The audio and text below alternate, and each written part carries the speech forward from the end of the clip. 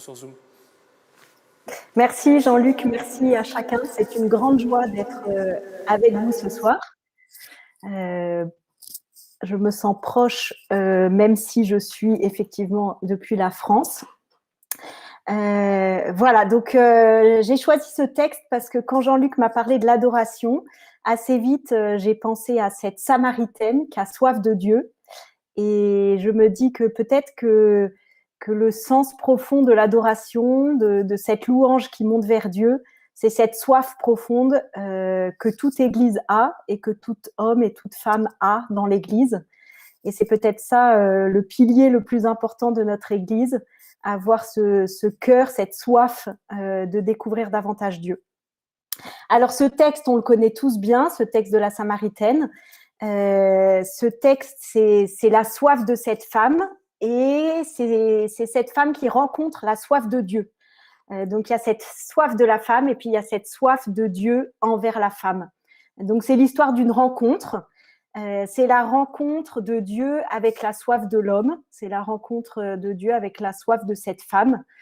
Et c'est ça l'adoration. C'est cette rencontre entre la soif de Dieu et la soif de l'homme. Cette soif commune. Et en fait, plus on a soif de Dieu, plus on peut goûter à l'adoration. Et l'adoration, c'est rentrer dans cette présence large et généreuse de Dieu. Alors, tu as dit beaucoup de choses sur la communauté du Chemin Neuf et tu as largement très bien présenté. Merci la communauté. Et je vais peut-être quelquefois citer Saint Ignace parce que on a deux piliers dans notre communauté, c'est le renouveau charismatique et puis la spiritualité de Saint Ignace de Loyola. Alors Saint Ignace, qui a beaucoup travaillé sur tout le discernement des esprits, qui était un homme très charismatique et qui était un homme de louange, vraiment profondément, qui aimait louer le Seigneur. Il dit que quand on veut chercher Dieu, se rapprocher de Dieu, il faut qu'on ait un cœur large et généreux. Alors j'aime bien cette expression, avoir un cœur large et généreux, et c'est peut-être la clé pour rentrer dans l'adoration, pour rentrer dans cette louange profonde de Dieu, c'est d'avoir un cœur large et généreux, un cœur qui désire. Je ne sais pas si vous connaissez cette histoire qu'on raconte souvent, l'histoire d'un grand roi qui invite beaucoup de convives à un grand banquet. Et puis, il dit à tous ses invités de venir avec un récipient qu'il remplira de bon vin. Alors, il y a les premiers convives qui arrivent, qui sont assez discrets et qui sont venus avec un tout petit récipient, un petit dé à coudre ou quelque chose de pas très grand. Et puis, le roi, il remplit de bon vin ce petit récipient. Et puis, il y a l'invité qui vient avec un verre un peu plus grand. Et puis, le roi va remplir de bon vin ce verre. Et puis, il y a celui qui vient avec un bol. Et puis, il y a celui qui vient avec un tonneau. Il y a celui qui vient avec une grande bouteille ou je ne sais quoi. Et puis, il y a celui qui vient avec une baignoire immense. Et le roi remplit de bon vin cette baignoire immense. J'aime bien cette petite histoire parce que je crois que c'est la pédagogie de Dieu. Dieu nous laisse libres de nous approcher à lui avec un petit dé à coudre ou avec un bol ou avec un tonneau. Et lui, il va remplir d'eau. Il va remplir d'eau à nos cœurs assoiffés. Il va remplir ce dont nous avons soif, ce dont nous avons besoin. Donc voilà, l'adoration, c'est étancher notre soif de Dieu. Et peut-être ce soir, on peut demander cette grâce d'être renouvelé dans notre soif, d'avoir ce cœur large et généreux pour désirer rentrer dans cette adoration, dans cette louange. Donc l'adoration, c'est une invitation à vouloir grand, à désirer grand pour nos vies. Et la petite clé, c'est d'avoir un grand désir de Dieu, de vouloir toujours plus, de Dieu, parce que l'adoration, c'est ce process de monter vers Dieu dans la louange. La louange, c'est cette porte d'entrée, comme disait très bien Alexandra, qui nous permet de nous détourner et de nous tourner vers Dieu, de nous détourner de nous-mêmes, de nous tourner vers Dieu. Et puis finalement, après cette porte d'entrée de la louange, il y a cette montée dans l'adoration qui comble petit à petit notre soif. plus on désire grand, plus on goûte à cette présence de Dieu, à cet amour de Dieu dans la louange. Et la clé, c'est d'avoir un grand désir de Dieu pour être nourri et comblé dans cette relation d'adoration. Alors, avec ce texte de la Samaritaine, je vais juste m'arrêter sur 3 points qui vont peut-être nous aider aussi dans ce thème de l'adoration. Les premiers points, ce sera la question de la connaissance et de la révélation, Dieu qui se révèle. Le deuxième point, ce sera sur la soif et le désir. Et puis, la troisième point, on parlera de l'adoration avec la question de la filiation. Alors, la connaissance et la révélation, c'est le premier point. J'aime beaucoup ces quelques mots. Si tu savais le don de Dieu, et qui est celui qui te dit « donne-moi à boire ». Et en fait, Jésus, il dit cette parole à cette femme parce que cette femme, elle-même, elle est venue chercher de l'eau.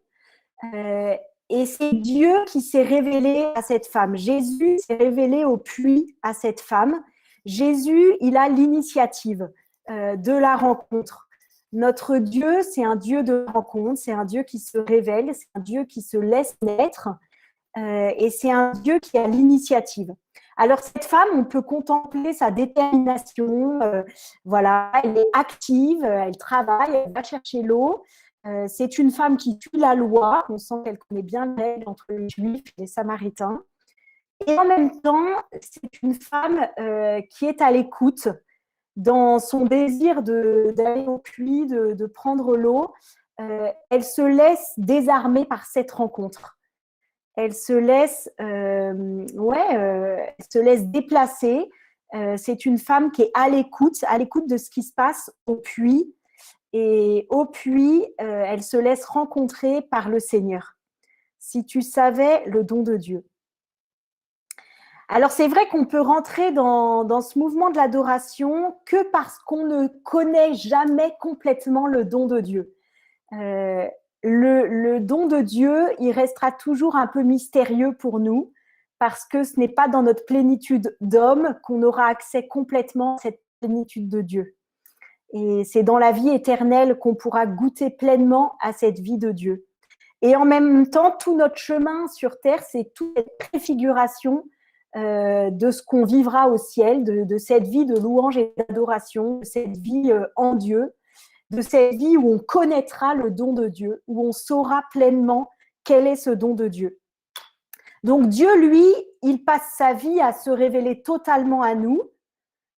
Il se révèle, il nous rencontre, il se dit, il se laisse connaître aux hommes qui le cherchent.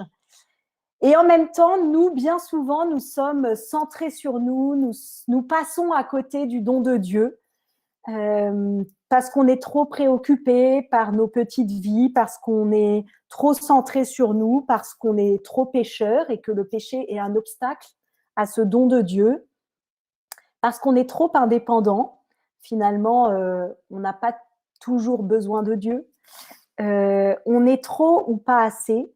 Mais en tout cas, voilà, on ne peut pas connaître complètement ce don de Dieu parce qu'il y a quelque chose en nous, il y a une faille, il y a quelque chose qui ne peut pas accéder complètement à ce don de Dieu. Et en même temps, au fond de nous, dans notre cœur, dans notre être, dans notre intelligence, dans notre volonté, il y a ce désir et cet appel à connaître ce don de Dieu, ce don total et ce don radical de Dieu. Donc, on aimerait tant connaître le don de Dieu et en même temps, on résiste. Il y a nos peurs, il y a nos manquements, il y a nos péchés, il y a nos incertitudes, il y a nos doutes, il y a nos failles, il y a nos rejets, il y a nos manques. Donc voilà, donc ce soir, dans ce désir de connaître et de laisser Dieu se révéler à nous dans ce chemin d'adoration, on peut vraiment déposer peut-être nos résistances. On a prié au début dans ce temps de louange de laisser nos résistances, de laisser nos obstacles ce soir à la croix du Seigneur pour rentrer dans cette connaissance et dans cette révélation du Christ. Alors ensuite, il y a cette proposition de Jésus, donne-moi à boire, c'est toi qui l'aurais prié, il t'aurait donné de l'eau vive. Et là, il y a tout un paragraphe où Jésus parle de l'eau vive. Et en même temps, il met cette femme face à une grande soif, face à un désir, et en même temps face à un manque. Parce que le manque, il creuse le désir, il creuse la soif.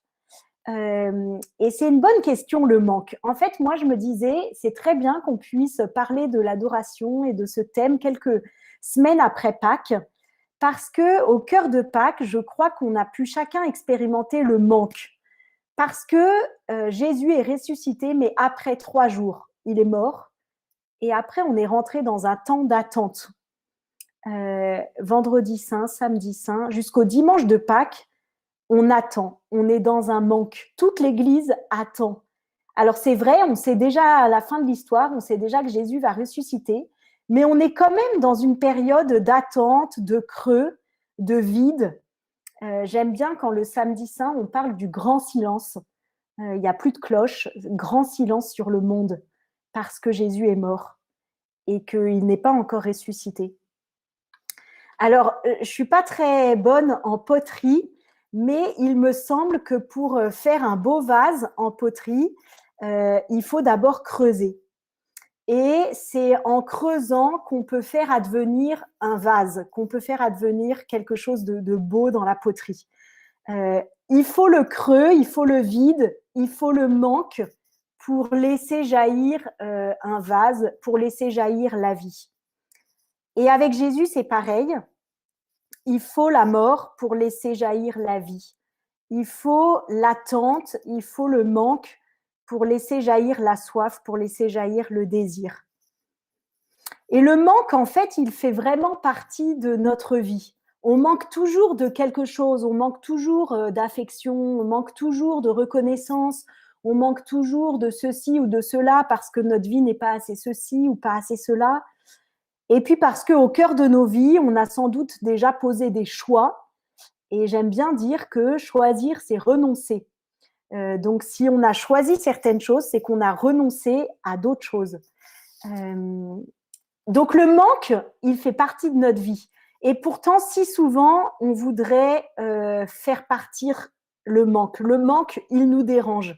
Et pourtant, le manque, il traverse nos histoires, il traverse nos vies. Donc voilà, donc comment accueillir ce manque au cœur de nos vies? Je crois que le manque, c'est comme une bonne nouvelle parce qu'avec Jésus ressuscité, il y a quelque chose de nouveau qui peut jaillir. Le manque fait surgir l'abondance. La mort fait jaillir la vie.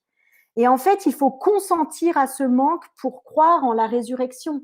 Et finalement, cette femme de Samarie, il faut qu'elle consente à ce manque d'eau pour être interpellée par cette parole de vie du Seigneur qui peut la combler pour toute sa vie.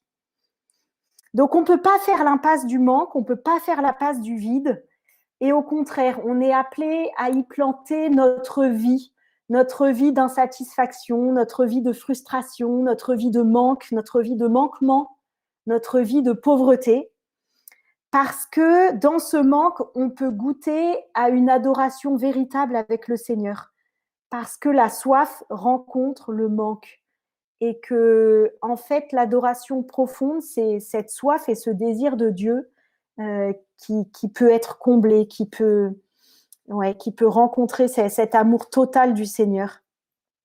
Et c'est marrant parce que quand je repensais à ce samedi saint, ce temps d'attente de résurrection, en me disant que c'était une bonne image du manque, je me disais, moi, cette année, d'une manière particulière, le vendredi saint, de méditer sur la mort de Jésus. J'ai beaucoup médité sur les dernières paroles du Christ en croix, j'ai soif. Jésus qui me dit, qui te dit, qui dit à toute son Église, qui dit à toute l'humanité, mais j'ai soif de toi. Et dans le fond, notre soif de Dieu, elle nous renvoie plus profondément à la soif de Dieu envers nous. C'est Dieu le premier qui a soif de toi, qui a soif de moi. C'est Dieu le premier qui veut me rencontrer et qui veut combler sa soif de tout homme, de toute femme. Quiconque boit de cette eau aura soif à nouveau, mais qui boira de l'eau que je lui donnerai n'aura plus jamais soif. L'eau que je lui donnerai deviendra en lui source d'eau jaillissant en vie éternelle. J'ai eu la chance, au milieu de mes études, de partir 2 ans en volontariat. J'ai été envoyée en mission au Tchad, dans un très beau pays d'Afrique, où je peux dire que j'ai vraiment vu le manque, une pauvreté très radicale dans les biens, dans le matériel. Et en même temps, j'ai été très marquée et je crois que j'ai rencontré profondément Dieu en Afrique parce qu'au cœur de ce manque, ça pouvait laisser la place à l'essentiel. Ça pouvait laisser la place à Dieu. Et puis en même temps, je me rappelle que l'eau, c'était quelque chose de très précieux. La première pluie en mars-avril, c'était la fête. On attendait la pluie comme on attendait la vie, en fait. C'était le don de Dieu qui fait revivre tout un peuple, qui fait revivre une agriculture, qui fait revivre une espérance. Donc on sait combien l'eau, elle est centrale, elle est essentielle à la vie de l'homme. Cette eau qui comble, qui étanche notre soif. Et je crois que l'adoration, c'est ça, c'est goûter à cette eau vive qui nous désaltère, c'est puiser à la source, c'est présenter mon manque au Seigneur pour qu'il vienne mettre sa soif, son désir. Donc voilà, je voulais juste m'arrêter aussi rapidement sur la question de la vérité, parce que dans ce passage, cette femme, elle est sans doute assez déstabilisée par Jésus qui lui dit d'aller chercher son mari. Et en fait, il sait bien qu'elle n'a pas qu'un mari, mais plusieurs maris. Et ça, c'est un point qui, pour moi, est important dans cette question de l'adoration, c'est que je crois que l'adoration profonde et vraie nous met en vérité face au Seigneur. C'est-à-dire qu'il n'y a pas juste une soif ou un désir qui est comblé, mais ce mouvement, ce process de durer dans la louange et de goûter à l'adoration nous met dans la vérité de ce que nous sommes face à Dieu profondément. On n'a pas à louer en étant quelqu'un d'autre que celui qu'on est ce soir, avec tout ce qui nous habite, avec toutes nos pauvretés, avec tous nos manques, comme je disais. Mais dans le fond, la vraie adoration, c'est cette adoration où je vais être désarmée, où je vais être tout simplement moi face à ce vrai Dieu. Et dans cette vérité, cette femme, elle peut aussi laisser Dieu être Dieu. Et je crois que l'adoration, c'est aussi ça, c'est laisser Dieu être Dieu, laisser le roi être roi, laisser le Seigneur de nos vies être Seigneur de nos vies, être désarmé jusqu'à être profondément nous-mêmes, en fait, dans cette étape de vérité, de relation à Dieu. Voilà, être pauvre, être à notre juste place. Donc voilà, ce soir, on peut se demander dans ce deuxième point de la soif et du désir, mais quelle est ma soif en fait? Quelle est ma véritable soif? Si je veux que mon Église vive ces 5 piliers, ces 5 essentiels, peut-être que la première porte ce soir de l'adoration, c'est la plus essentielle, que moi, je passe par cette reconnaissance de ma soif et de mon désir qui ne peut être comblé que dans cette adoration du vrai Dieu. Et quel idéal j'ai à lâcher pour être dans la vérité de ce que je suis, pour adorer en vérité. Je dis juste rapidement un petit point de mon témoignage, mais donc il y a une dizaine d'années, quand j'ai choisi le célibat dans la communauté du Chemin Neuf, je me rappelle que les 3 vœux évangéliques, qui ne sont pas réservés d'ailleurs qu'aux religieux, mais qui sont un appel pour chacun de nous comme chrétiens, donc la chasteté, la pauvreté, l'obéissance. Je voyais ça comme quelque chose d'une radicalité qui m'attirait énormément, et j'avais l'impression qu'une fois que je m'étais engagée au célibat, à la vie consacrée, je rentrais dans cette espèce d'idéal de la vie religieuse. Et en fait, ça a été très bon mes premières années finalement de descendre, d'être finalement face à des manquements, à des pauvretés, à mes incapacités à vivre profondément l'obéissance, la chasteté, la pauvreté. Et puis aussi de rentrer dans quelque chose de plus profond, de découvrir que la pauvreté, c'était pas seulement ne pas avoir de compte en banque à mon nom ou de partager mes biens, mais que c'était aussi avoir une espèce de pauvreté du cœur qui se laisse atteindre par Dieu, qui se laisse atteindre par la misère du monde, qui se fait proche en fait de tout homme, de toute femme. que la chasteté, c'était pas seulement ne pas être en relation physique avec des garçons, mais c'était aussi mon regard, mes désirs, tous mes petits désirs intérieurs ou mes petits rêves cachés. C'était aussi le chemin de renoncer à ça, en fait, pour être dans un chemin de pureté, de justesse dans la relation, dans la distance. Bon, voilà, donc j'avais lu un livre qui s'appelait « De la sainteté désirée à la pauvreté offerte ». Et je trouve que ça résume bien ce chemin d'adoration. Il y a à la fois un désir et une soif de vivre la sainteté de Dieu, d'y accéder. Et puis en même temps, c'est dans un chemin de pauvreté qu'on pourra goûter à la véritable adoration, d'être les fils et les filles bien-aimés du Père. Et je termine avec ce troisième et dernier point sur l'adoration véritable. Qu'est-ce que l'adoration? Alors, on pourrait lire aussi les derniers versets du texte, 21 à 24. Je lis juste la fin. « Mais l'heure vient, et c'est maintenant, où les véritables adorateurs adoreront le Père en esprit et en vérité, car tels sont les adorateurs que cherche le Père. Dieu est esprit, et ceux qui adorent, c'est en esprit et en vérité qu'ils doivent adorer. » Et en fait, j'étais touchée qu'on prenne le chant ébloui au début de notre soirée, de notre après-midi, parce que y a ces très beaux mots « Tu es ma lumière, en toi j'ai un Père, reçois ma prière ». Et je crois que le sens le plus profond de l'adoration, c'est cette filiation, c'est cette reconnaissance d'être les fils et les filles bien-aimés du Père, parce que les adorateurs que cherche le Père, c'est laisser Dieu être Dieu, comme je disais, nous être à notre juste place. Notre juste place, c'est d'être dans le cœur du Père, c'est d'être ses fils et ses filles bien-aimés. Et voilà, l'expérience de la louange, de l'adoration, c'est accepter que c'est plus Christ qui vit, mais c'est plus moi qui vis, mais c'est Christ qui vit en moi. Et une fois que la louange a déplacé le centre de moi à Dieu, l'adoration me fait rentrer dans cette dépendance au Père, dans cette dépendance parce que ma véritable place dans le cœur de Dieu, c'est d'être son fils, sa fille bien-aimée, en qui il a mis tout son amour. Et voilà, c'est dans ce chemin d'adoration qu'on peut goûter le plus à cette place de fils et filles bien-aimés du Père. Alors voilà, je termine en nous souhaitant qu'on puisse rentrer dans cette connaissance, dans cette révélation du Père, qu'on puisse consentir au manque qui traverse nos vies pour que la soif et le désir de Dieu puissent prendre place pleinement, et puis qu'on soit vraiment les adorateurs que cherche le Père pour que notre Église soit en bonne santé, qu'on soit ces adorateurs qui vont être ces fils et ces filles bien-aimés du Père, une Église qui a soif de Dieu, qui a soif de cette reconnaissance du Père. Notre Église, c'est pas une structure, c'est pas une organisation, c'est quelqu'un. On est là parce que on connaît quelqu'un, on connaît ce vrai Dieu, ce vrai homme, et qu'on est appelé à grandir dans cette adoration qui le reconnaît comme le Père de notre vie.